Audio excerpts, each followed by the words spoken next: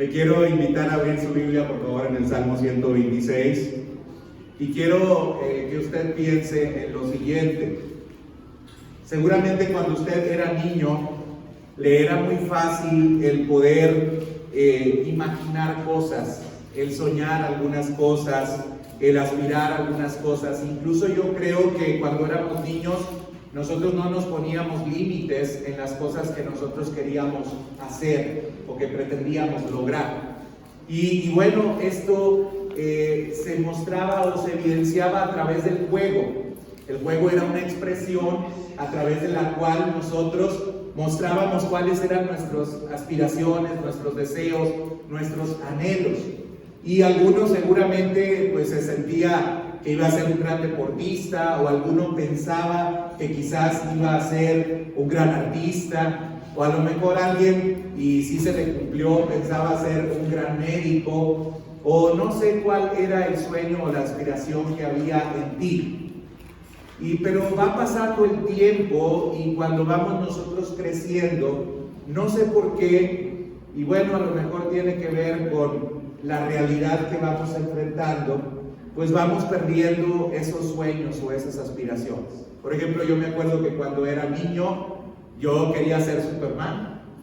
Y entonces, tanto creía que yo podía ser Superman, que hasta dejé que mi hermano me cortara el cabello, y él me aseguraba que me lo había dejado como Superman.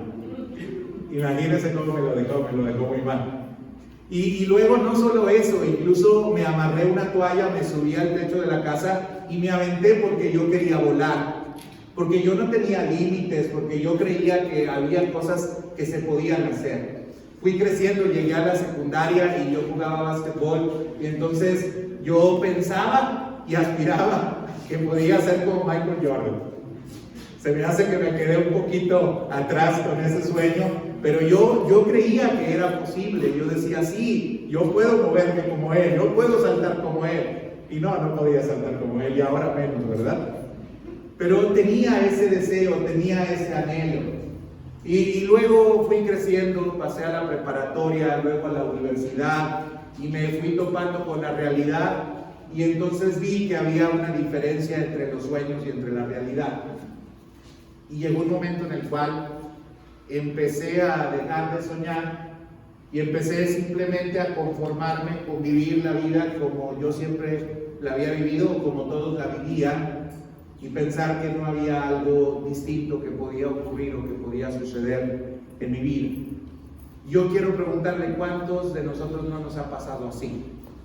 Que ya ahorita pues dice, no, pues esto es lo que me tocó vivir, esto es lo que yo tengo que hacer, así es como yo tengo que pues jugar, porque esta es la jugada que me tocó y no hay más que yo pueda hacer. Pues yo quiero decirte que esto tiene que cambiar. Hay un escritor, ya falleció, se llamaba Eduardo Germán María Galeano. Y Galeano tenía un amigo, este amigo se llamaba Fernando Birri, era un director de cine argentino. Y entonces ellos a veces iban a algunas universidades para poder dar algunas charlas motivacionales a los muchachos.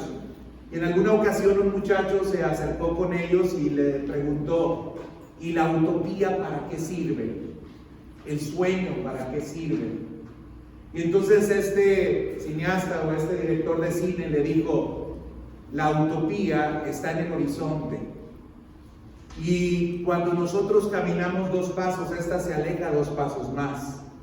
Cuando nosotros caminamos 5 pasos más, esta se traslada 5 pasos más adelante. Y entonces él decía, bueno, ¿y para qué me sirve entonces la utopía? ¿O para qué me sirve el sueño? Y dijo, el sueño me sirve para avanzar.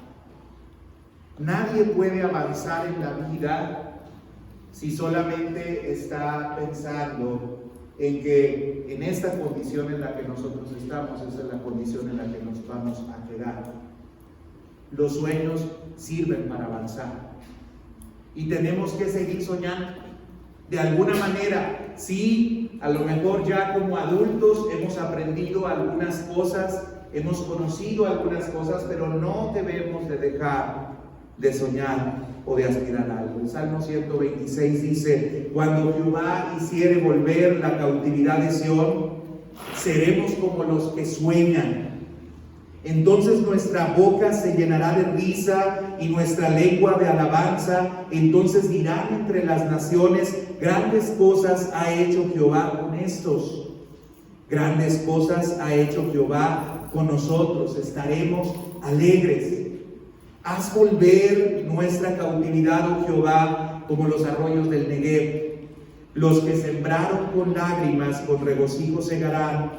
Irá andando y llorando el que lleva la preciosa semilla, mas volverá a venir con regocijo, trayendo sus gavillas. Este es el salmo que hoy yo quiero compartir con ustedes. Y hay algunas notas preliminares que quiero hacer antes de adentrarme a compartirles acerca del salmo. Primeramente quiero decirles que este forma parte de un grupo de salmos que se llaman cánticos graduales. Los cánticos graduales eran canciones que se tenían que cantar cuando el pueblo de Israel, que vivía lejos de Jerusalén, tenía que ir a Jerusalén en sus fiestas religiosas a adorar.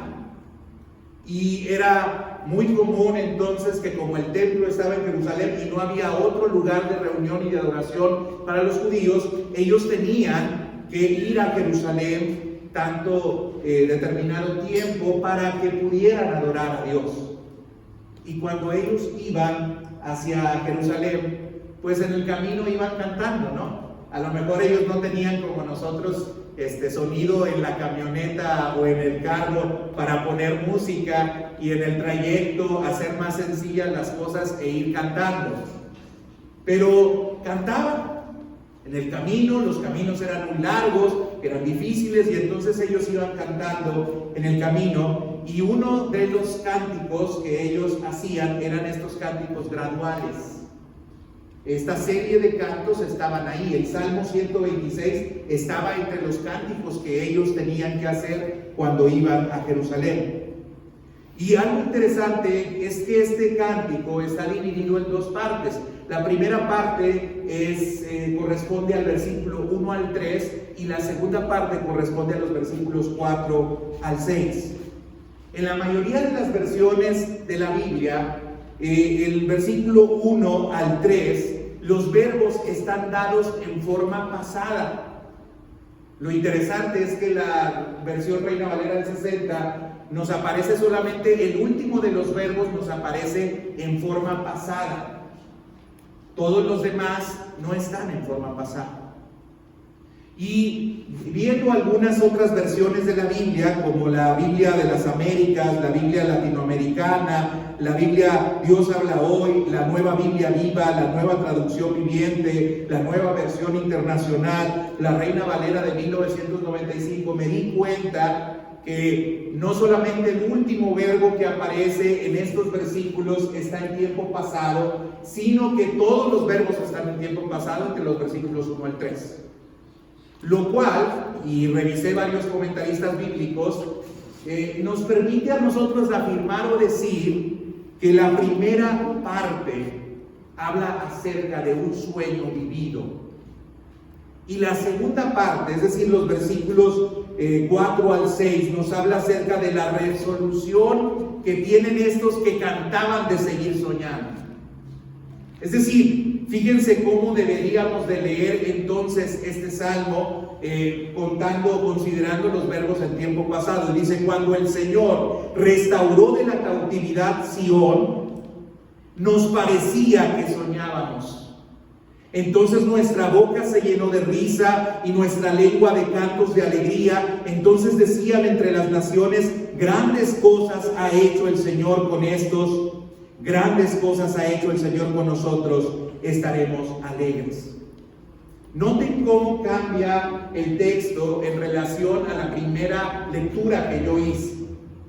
Habla acerca de cómo estos hombres y mujeres, cuando iban cantando, cantaban acerca de una experiencia pasada que habían tenido, en las cuales Dios se había manifestado de una manera sobrenatural en ellos. Dios había restaurado a Sión. Sión era Jerusalén. Y hubo un periodo de tiempo en el cual el pueblo de Israel sufrió precisamente el exilio y tuvo que vivir en la cautividad. El imperio del norte, que tenía su capital en otra ciudad distinta a la de Judá, había caído Samaria bajo el imperio asirio. Y por otra parte, las tribus del sur habían caído bajo el imperio babilónico. Ellos sabían lo que era vivir una experiencia en la cual ya no eran libres, eran esclavos. Incluso hay salmos, como el Salmo 137, que dicen: junto a los ríos de Babilonia nos sentábamos y llorábamos y nos acordábamos de nuestra ciudad. Y los que nos habían llevado cautivos se burlaban de nosotros y nos decían: ¿dónde está tu Dios? ¡Canta! ¿Cómo habré de cantar?, decían ellos en el Salmo 137. Dice: maldito sería yo, que mi lengua se pegue a mi paladar si no adoro a Dios en Jerusalén. Esa era la experiencia que vivían ellos en la cautividad. Pero ahora el Salmo 126 nos está relatando y nos está hablando de la experiencia que ellos vivieron una vez que uno de los reyes de los medos persas, que habían ganado a los babilonios después, les había dado un decreto para que pudieran regresar a Jerusalén.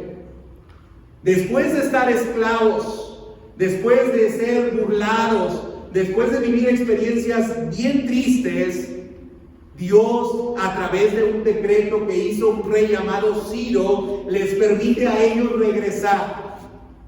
Y ahora en el Salmo 126 ellos están diciendo: cuando el Señor restauró de la cautividad a Sión, nos parecía que soñábamos.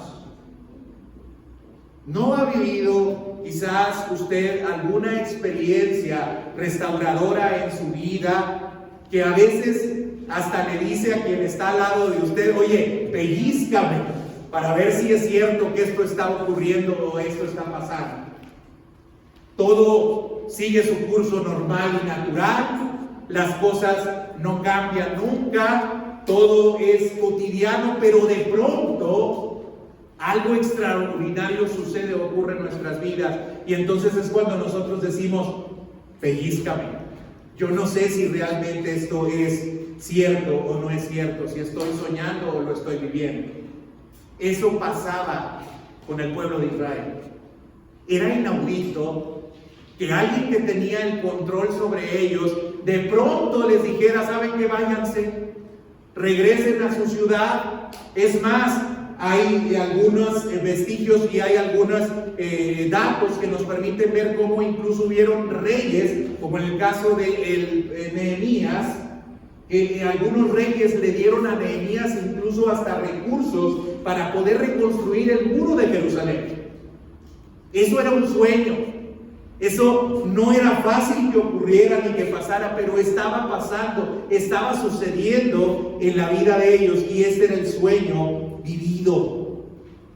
El pueblo sabía de las promesas de restauración, pero cuando el momento de restauración en verdad llegó, fue una experiencia abrumadora para ellos. Ellos fueron como los que sueñan. Todo sucedió tan rápido y parecía como si fuese un espejismo. Y saben, hay eventos así, como les decía, en nuestra vida. El 1 de septiembre de 2013, el Señor me permitió vivir una experiencia que para mí parecía un sueño. 1 de septiembre de 2013, Dios me dio, después de mucha inestabilidad laboral, un trabajo estable. Un trabajo estable. Siempre tenía que estar haciendo algunas peripecias con el presupuesto de la casa. Siempre tenía que estar viendo cómo íbamos a sortear el siguiente semestre, porque así planeábamos por semestres. Y de repente, un 1 de septiembre de 2013, alguien ocurrió, ni siquiera yo lo busqué. Me llamaron cerca de las 10:30 de la noche, de 11 de la noche, y estaba en una reunión yo con algunos amigos, y me dijeron: manda en este momento tu currículum y tal papelería. Y dicen, el límite son las 12 de la noche. Le digo, son las 11, o sea, ¿cómo le voy a hacer? Pues hasta mis amigos se pusieron a ayudarme a escanear documentos y tratar de sacar esto adelante para que pudiera enviar estos documentos. Y entonces esto ocurrió. Para mí fue un sueño, era como un sueño. Había cosas a las cuales yo ya ni siquiera aspiraba, Por ejemplo, yo le decía a mi esposa, oye, ¿sabes qué? Pues nunca tengo continuidad en las escuelas privadas en las cuales yo trabajo, nunca voy a alcanzar el puntaje para un crédito y con lo que me pagan como maestro nunca voy a ahorrar para tener un enganche para una casa y para poder yo comprar una casa, si es que la casa ya ni siquiera era algo que yo tenía como expectativa. Algo así como los judíos en el exilio, ¿no? Esta es la realidad que me toca vivir, a esta me tengo que ajustar, pues tengo que vivir así. Pero Dios cambió las cosas un 1 de septiembre de 2013. Y ese mismo 1 de septiembre de 2013 fue el día en que inició esta iglesia también. Se abrieron las puertas de una manera sobrenatural para que nosotros pudiéramos iniciar este trabajo. 4 familias nos empezamos a reunir, empezamos a ver cómo es que podíamos hacer esto. Y Dios me permitió cristalizar en la misma fecha, el 1 de septiembre de 2013, esta congregación o esta iglesia. En pocas palabras, hermanos, todo cambió, sonó hasta como a canción, ¿verdad? Todo cambió, absolutamente todo cambió, cuando el Señor restauró la cautividad en la cual nosotros nos encontrábamos. Y celebramos nuestra liberación. Nos alegramos, nos gozamos, estábamos contentos, estábamos felices e incluso había otros que se daban cuenta que algo distinto había ocurrido con nosotros. Pero a partir de ahí no solamente eso ocurrió, ocurrieron otras cosas más. Fueron a regalarme a la puerta de mi casa un carro del año.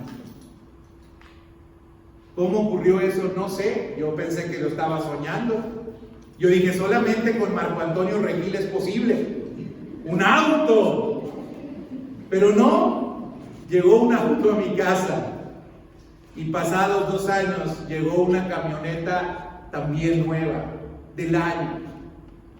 Yo no tenía esas aspiraciones, pero Dios lo hizo. No sé por qué, no sé cómo Dios trabaja en el corazón de las personas y obra en la vida de las personas para que sean movidos para hacer este tipo de actos, para que puedan llegar a ese grado. A lo mejor quien no me conoce pues podrá decir, no, pues se me hace que se la pasa barbeando, o a lo mejor como es pastor, a lo mejor ha de andar de alguna manera tratando de influir en la vida de las personas y de chantajear a las personas. Quien sí me conoce sabe que yo no soy así. Pero Dios lo hizo. Dios lo hizo. Y los demás se dieron cuenta de que Dios estaba haciendo algo. Por eso, en el Salmo 126 nosotros encontramos que se nos dice y que se nos habla y dice, y las naciones dijeron, grandes cosas ha hecho Jehová con ellos. Escuchen bien, cuando Dios está obrando, la gente se puede dar cuenta de que Él está obrando. A veces nosotros decimos de manera muy subjetiva, muy individual y muy personal, y qué bueno que seamos agradecidos. Y decimos, mira, esta es una gran bendición que Dios me está dando. Pero los demás no la perciben. Cuando Dios está obrando, esto se percibe notoriamente. Los demás pueden decir, grandes cosas ha hecho Jehová con ellos. Y nosotros nos podemos unir a esa declaración que hacen los demás y podemos decir nosotros también, grandes cosas ha hecho Jehová con nosotros, estaremos alegres. Esa es la primera parte del Salmo 126, un sueño vivido. Y yo creo, seguramente que si tú tuvieras tiempo para platicar conmigo, a lo mejor me podrías hablar de tus sueños vividos. Me podrías decir, oye, Y a lo mejor no necesariamente tiene que ver con una cuestión material. Hay otra clase de sueños o de aspiraciones que nosotros tenemos. Y tú me podrías contar acerca de ellas, pero yo quiero decirte una cosa, la vida no se ha acabado. Aquí estamos tú y yo todavía.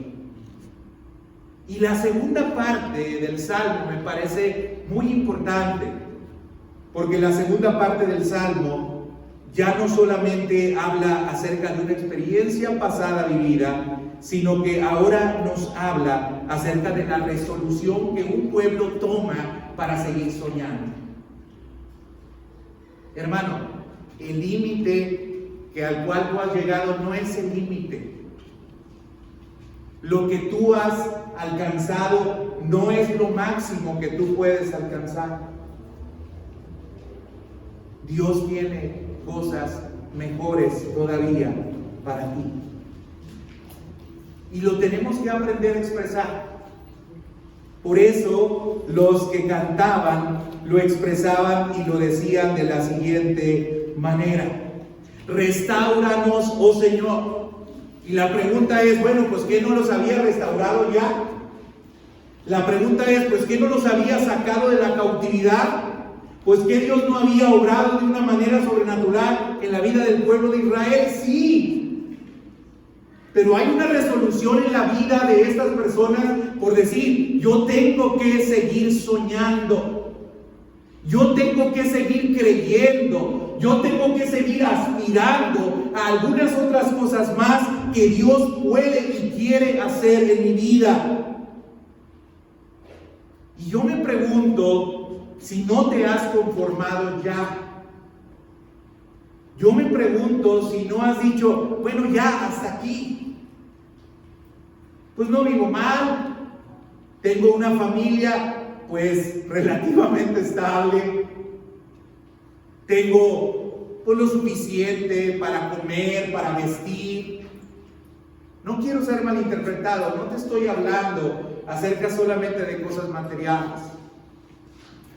Pero hay cosas que nosotros ya hemos alcanzado y que no es el máximo del potencial que nosotros podemos tener.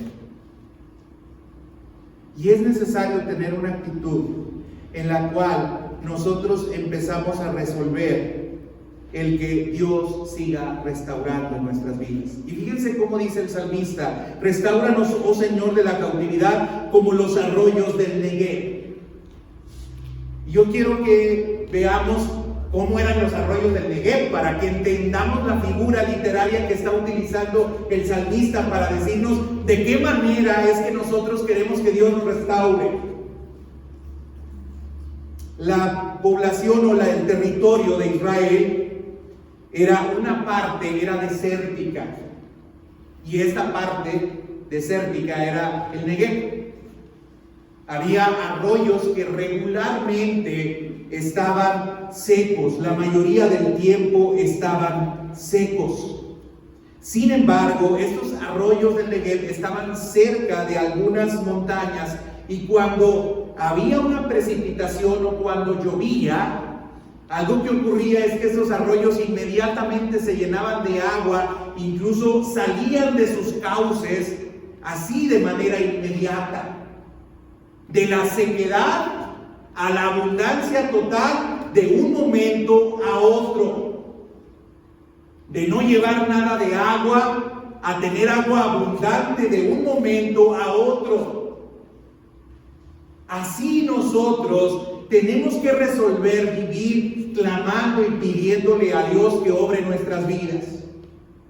Señor, bendícenos y restáuranos siempre, constantemente, permanentemente, urgentemente, rápidamente, así como los arroyos del Negev. No quiero vivir más en sequedad. No quiero vivir más así, porque yo sé el poder que hay en ti, porque yo sé lo que tú has hecho, porque yo conozco la restauración que has traído a mi vida, de tal manera que eso me sirve como una referencia para poder afirmar y para poder decir que tú puedes bendecirme aún más de manera pronta y de manera súbita. Dios puede sorprendernos aún más. No sé lo que esté pasando en tu familia, pero de un momento a otro la situación familiar puede cambiar. No sé qué esté pasando en tu trabajo, pero de un momento a otro la situación en tu trabajo puede cambiar. No sé qué esté pasando en tu vida personal, pero de un momento a otro tu vida personal puede cambiar. Yo no sé, pero tiene que haber en nosotros esta misma resolución de seguir soñando. Este canto que hacían estos hombres y mujeres era un canto por una restauración completa. Y tú sabes que hay cosas que Dios ya ha restaurado y ha cambiado, pero tienen que terminar por restaurar. Tú sabes que pues ahí la llevas, como decimos. Parece que las cosas se van medio aclarando. Parece que las cosas, el nubarrón se va disipando. Parece que se avisa allá a lo largo, pues la luz, luego del túnel por el cual nosotros estamos pasando. Pero eso no es suficiente. Queremos una restauración completa. Y fíjense luego cómo sigue diciendo el salmista. Lo expresa en un entendimiento de que para poder experimentar el gozo que hay de pasar de esa situación hacia la alegría, es necesario también trabajar. Y esto es importante. Qué lástima, ¿no? Que nos dicen, pero hay algo que tú tienes que hacer. No solamente se trata de esperar el milagro y ya, aunque Dios es milagroso y Dios puede obrar. Pero vean lo que dice el versículo 5, los que siembran con lágrimas, con regocijo segarán. Y eso lo quiero subrayar. Los que siembran con lágrimas, con regocijo segarán. No puede haber ninguna siega, no puede haber ninguna cosecha, no puede haber ningún resultado en nuestras vidas si nosotros no sembramos. Tenemos que sembrar. Tenemos que sembrar. ¿Quieres una mejor familia? Siembra. ¿Quieres un mejor trabajo? Siembra. ¿Quieres una mejor vida personalmente hablando? Siembra. Aquellos que siembran con lágrimas, aquellos que se esfuerzan, que trabajan diligentemente, que no dejan de empeñarse en hacer las cosas que tienen que hacer, esas personas van a recibir la cosecha. Y ahí cabe otra reflexión. Sí, queremos una bendición expresada a Dios inmediata y rápida, pero no vendrá sin esfuerzo constante y permanente de nuestra parte. Y es más, quiero decirte, no vendrá sin esfuerzo sufrido. Miren lo que dice, el que siembra con lágrimas. No dice solamente el que siembra, dice el que siembra con lágrimas. Duele el ver el fruto, duele el ver el resultado, el obtener el resultado, pero tenemos que seguir sembrando. Y fíjense la garantía que hay en el versículo 6, el que va llorando, llevando la bolsa de semilla, volverá con regocijo, trayendo sus gavillas. Hoy yo quiero invitarte a que sigamos soñando, pero al mismo tiempo que estamos soñando, que sigamos trabajando, que sigamos esforzándonos. Mira, lo interesante es que este salmo nos habla acerca de una siembra y de una lucha en la cual tiene que estar presente Dios. Los versículos 1 al 3 nos hablan acerca de la experiencia sobrenatural vivida por un pueblo por la intervención poderosa de la mano de Dios. Sí hay cosas que a nosotros nos tocan hacer. Sí hay cosas en las cuales nosotros tenemos que trabajar. Pero hay cosas que solamente Dios puede hacer. haz la parte que a ti te toca. Sigue soñando, no pierdas el rumbo, sigue creyendo que Dios tiene poder para hacer aquellas cosas que tú crees a veces que ya no es posible que nosotros podamos alcanzar. Hermanos, amigos, quiero decirles, necesitamos a Dios. Él es el único que puede hacer esta clase de milagros. Nadie más. Y hoy te quiero invitar a que vengas a Dios. Hemos estado cantando, hemos estado adorando a Dios y quiero que vengas nuevamente a Dios y que rindas tu corazón a Él y que le digas: Señor, te necesito. Quiero seguir soñando. Quiero seguir creyendo que hay cosas buenas que tú tienes para mí. Vamos a ponernos de pie y vamos a hacer esta oración. Y quiero que esta oración se convierta en un canto.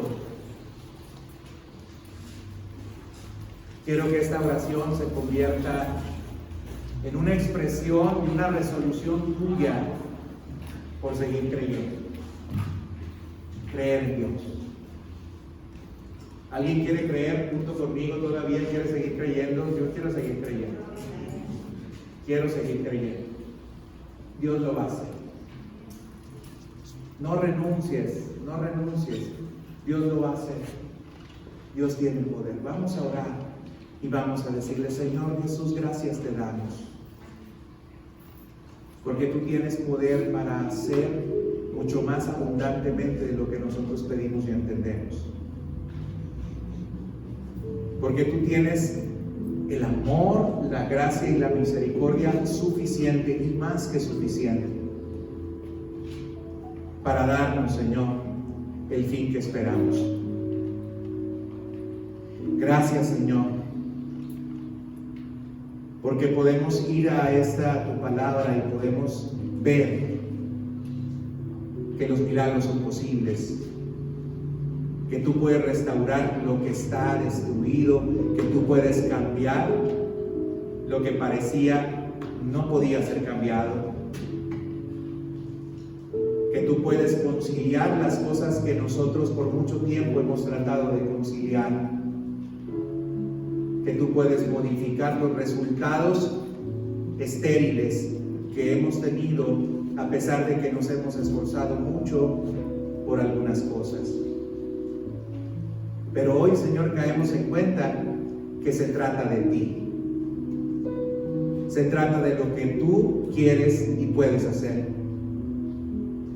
Pero también se trata de que nosotros sigamos confiando y sigamos soñando. Quiero, Señor, que mis ojos espirituales sigan estando abiertos para las cosas que tú puedes hacer y quieres hacer. Quiero, Señor, que mi corazón esté dispuesto para las cosas que otros me dicen no. Quiero, Señor, que a pesar de mis razonamientos y de mis pensamientos, que a veces también me dicen que no, yo pueda mirar hacia adelante y confiar plenamente en lo que tú quieres hacer. Señor, si he de llorar, si he de sufrir,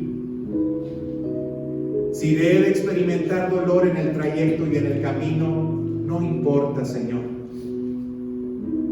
Voy a seguir sembrando, voy a seguir confiando, voy a seguir creyendo, porque tú eres fiel. Bendice a todos los que hoy están aquí. Toca sus vidas, Señor. Tú conoces cada uno de sus corazones, sus anhelos, sus deseos, sus aspiraciones. Varían entre muchos. Pero Dios, tú eres un Padre bueno, que sabe dar cosas buenas a tus hijos. Danos, Señor, lo que tanto esperamos. Ve nuestro corazón, Señor, algunos de estos corazones dolidos, y sana estos corazones. Restáuralos, Señor, anímalos y levántalos. Yo sé quién eres y yo sé el poder que en ti hay. Adoremos al Señor y bendigamos su nombre. Cuando flaquea mi fe y siento desfallecer, cuando no puedo seguir